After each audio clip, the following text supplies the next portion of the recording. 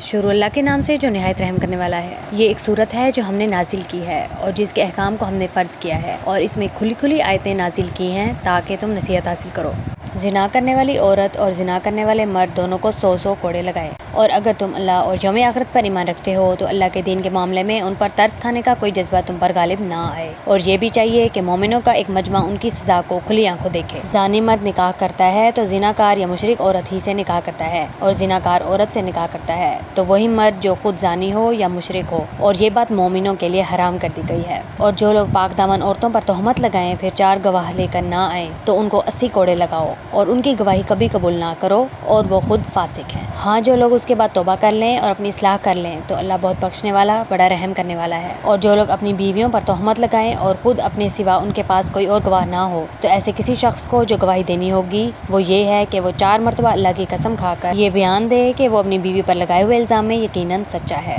اور 5ویں مرتبہ یہ کہے اگر میں اپنے الزام میں جھوٹا ہوں تو مجھ پر اللہ کی لعنت ہو۔ اور عورت سے زنا کی سزا دور کرنے کا یہ راستہ ہے کہ وہ 4 مرتبہ اللہ کی قسم کھا کر یہ گواہی دے کہ اس کا شوہر اس الزام میں جھوٹا ہے، اور 5ویں مرتبہ یہ کہے کہ اگر وہ سچا ہو تو مجھ پر اللہ کا غضب نازل ہو۔ اور اگر تم پر اللہ کا فضل اور اس کی رحمت نہ ہوتی اور یہ بات نہ ہوتی کہ اللہ کثرت سے توبہ قبول کرنے والا، حکمت والا ہے، تو خود سوچ لو کہ تمہارا کیا بنتا۔ یقین جانو کہ جو لوگ یہ جھوٹی تہمت کھڑ کر لائے ہیں وہ تمہارے اندر ہی کا ایک ٹولہ ہے۔ تم اس بات کو اپنے لیے برا نہ سمجھو، بلکہ یہ تمہارے لیے بہتر ہی بہتر ہے۔ ان لوگوں میں سے ہر ایک کے حصے میں اپنے کیے کا گناہ آیا ہے، اور ان میں سے جس شخص نے اس بہتان کا بڑا حصہ اپنے سر لیا ہے اس کے لیے تو زبردست عذاب ہے۔ جس وقت تم لوگوں نے یہ بات سنی تھی تو ایسا کیوں نہ ہوا کہ مومن مرد بھی اور مومن عورتیں بھی اپنے بارے میں نیک گمان رکھتے اور کہہ دیتے کہ یہ کھلم کھلا جھوٹ ہے۔ وہ بہتان لگانے والے اس بات پر 4 گواہ کیوں نہیں لے آئے؟ اب جب کہ وہ گواہ نہیں لائے تو اللہ کے نزدیک وہی جھوٹے ہیں۔ اور اگر تم پر دنیا اور آخرت میں اللہ کا فضل اور اس کی رحمت نہ ہوتی تو جن باتوں میں تم پڑ گئے تھے ان کی وجہ سے تم پر اس وقت سخت عذاب آ پڑتا، جب تم اپنی زبانوں سے اس بات کو ایک دوسرے سے نقل کر رہے تھے اور اپنے منہ سے وہ بات کہہ رہے تھے جس کا تمہیں کوئی علم نہیں تھا، اور تم اس بات کو معمولی سمجھ رہے تھے،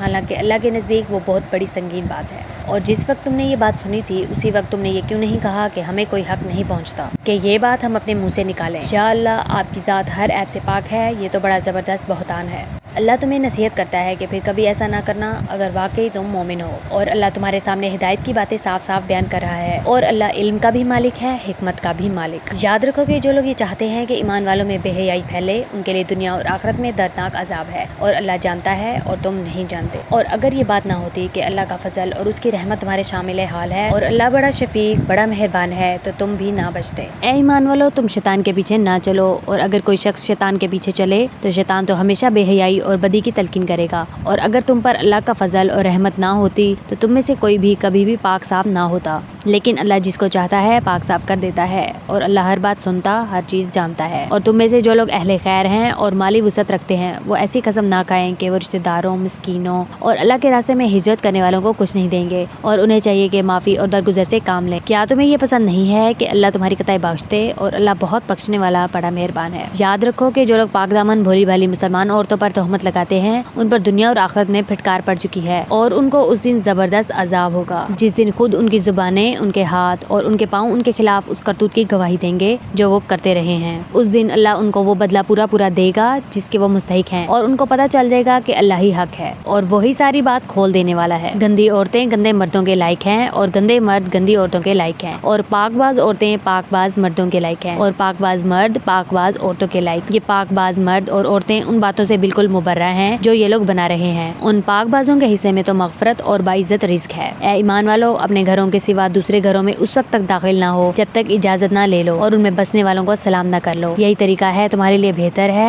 امید ہے کہ تم خیال رکھو گے۔ اور اگر تم ان گھروں میں کسی کو نہ پاؤ تب بھی ان میں اس وقت تک داخل نہ ہو جب تک تمہیں اجازت نہ دے دی جائے، اور اگر تم سے کہا جائے کہ واپس چلے جاؤ تو واپس چلے جاؤ، یہی تمہارے لیے پاکیزہ ترین طریقہ ہے، اور جو تم عمل کرتے ہو اللہ کو اس کا پورا پورا علم ہے۔ تمہارے لیے اس میں کوئی گناہ نہیں ہے کہ تم ایسے گھروں میں اجازت دیے بغیر داخل ہو جن میں کوئی رہتا نہ ہو اور ان سے تمہیں فائدہ اٹھانے کا حق ہو، اور جو کام تم اعلانیہ کرتے ہو اور چھپ کر کرتے ہو اللہ ان سب کو جانتا ہے۔ مومن مردوں سے کہہ دو کہ وہ اپنی نگاہیں نیچی رکھیں اور اپنی شرم گاہوں کی حفاظت کریں، یہی ان کے لیے پاکیزہ ترین طریقہ ہے۔ وہ جو کاروائیاں کرتے ہیں اللہ ان سب سے پوری طرح باخبر ہے۔ اور مومن عورتوں سے کہہ دو کہ وہ اپنی نگاہیں نیچی رکھیں اور اپنی شرم گاہوں کی حفاظت کریں اور اپنی سجاوٹ کو کسی پر ظاہر نہ کریں سوائے اس کے جو خود ہی ظاہر ہو جائے، اور اپنی اوڑھنیوں کے آنچل اپنے گریبانوں پر ڈال لیا کریں اور اپنی سجاوٹ اور کسی پر ظاہر نہ کریں سوائے اپنے شوہروں کے یا اپنے باپ یا اپنے شوہروں کے باپ کے یا اپنے بیٹوں یا اپنے شوہروں کے بیٹوں کے یا اپنے بھائیوں یا اپنے بھائیوں کے بیٹوں یا اپنی بہنوں کے بیٹوں کے یا اپنی عورتوں کے یا ان کے جو اپنے ہاتھوں کی ملکیت میں ہیں یا ان خدمت گزاروں کے جن کے دل میں کوئی جنسی تقاضا نہیں ہوتا یا ان بچوں کے جو ابھی عورتوں کے چھپے ہوئے حصوں سے آشنا نہیں ہوئے۔ اور مسلمان عورتوں کو چاہیے کہ وہ اپنے پاؤں زمین پر اس طرح نہ مارے کہ انہوں نے جو زینت چھپا رکھی ہے وہ معلوم ہو جائے۔ اور اے مومنو، تم سب اللہ کے سامنے توبہ کرو تاکہ تمہیں فلاح نصیب ہو۔ تم میں سے جن مردوں یا عورتوں کا اس وقت تک نکاح نہ ہو ان کا بھی نکاح کراؤ، اور تمہارے غلاموں اور باندیوں میں سے جو نکاح کے قابل ہوں ان کا بھی۔ اگر وہ تنگ دست ہوں تو اللہ اپنے فضل سے انہیں بے نیاز کر دے گا، اور اللہ بہت وسعت والا ہے، سب کچھ جانتا ہے۔